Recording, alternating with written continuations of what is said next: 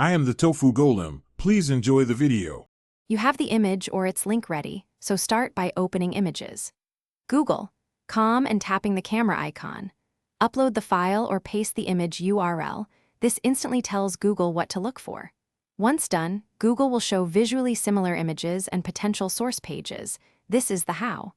Make sure to switch between search by image and image results. That expands matches and often surfaces the original context and higher resolution copies. Now refine. Click the best visual matches and open their hosting pages to inspect captions, upload dates, and page context. This explains why a result is relevant. Use tools to filter by size, time range, or color to eliminate thumbnails and find the original. Once you find likely sources, compare metadata like file names and surrounding text to confirm provenance.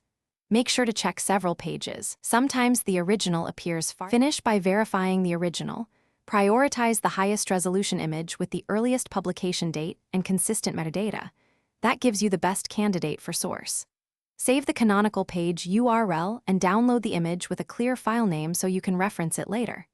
If you can't find a match, don't stop. Crop or rotate the image, take a fresh screenshot, then rerun the reverse search.